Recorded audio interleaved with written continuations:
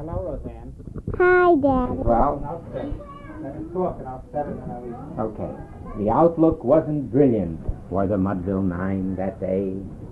The score stood 4-2, with but one inning more to play. And so when Cooney died at first, and Burroughs did the same, a sickly silence fell upon the patrons of the game. A straggling few got up to go. In deep despair the rest clung to that hope which springs eternal in the human breast. They thought if only Casey now could get a whack at that, they'd put up even money now with Casey at the bat. But Flynn preceded Casey, as did also Jimmy Blake, and the former was a pudding, while the latter was a fake. So upon that stricken multitude, grim melancholy sat, for there seemed but little chance of Casey getting to the bat. But Flynn let drive a single to the wonderment of all, and Blake, the much despised, tore the cover off the ball. And when the dust had lifted and they saw what had occurred, there was Jimmy, safe at second, and Flynn, a hugging third.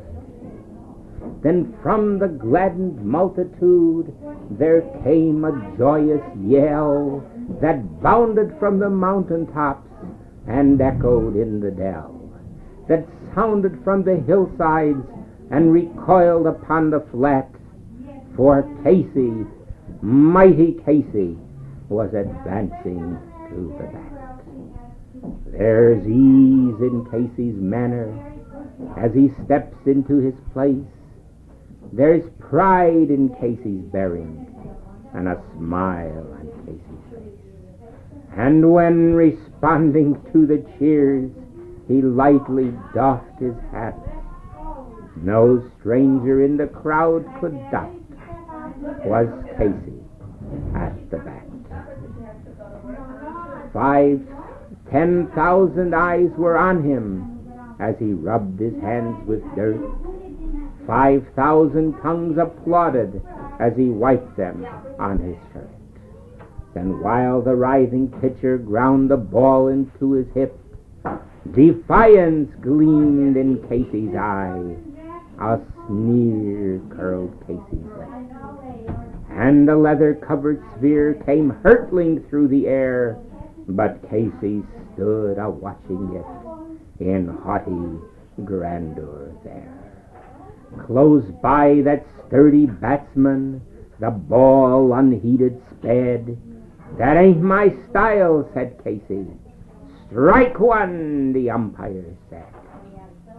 From the benches, black with people, there came a muffled roar, like the beating of the storm waves on a stern and distant shore.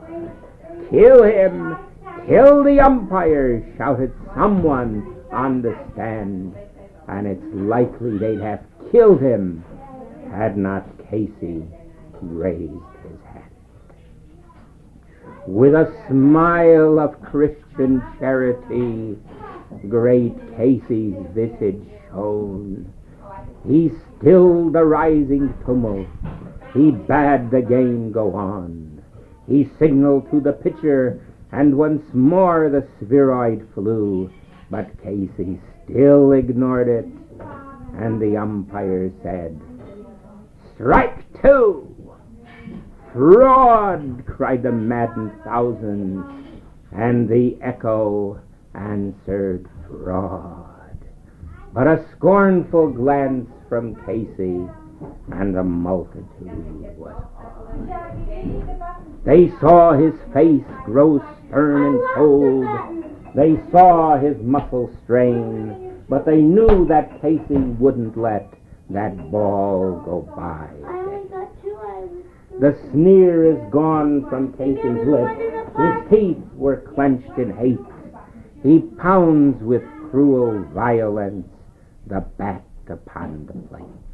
And now the pitcher has the ball, and now he lets it go, and now the air is shattered by the force of Casey's blow. Oh, somewheres in this favored land, the sun is shining bright. The band is playing somewheres. Somewheres hearts are light. Somewheres men are laughing, and somewheres children shout. But there is no joy in Mudville. Mighty Casey had struck out. Let's see you hear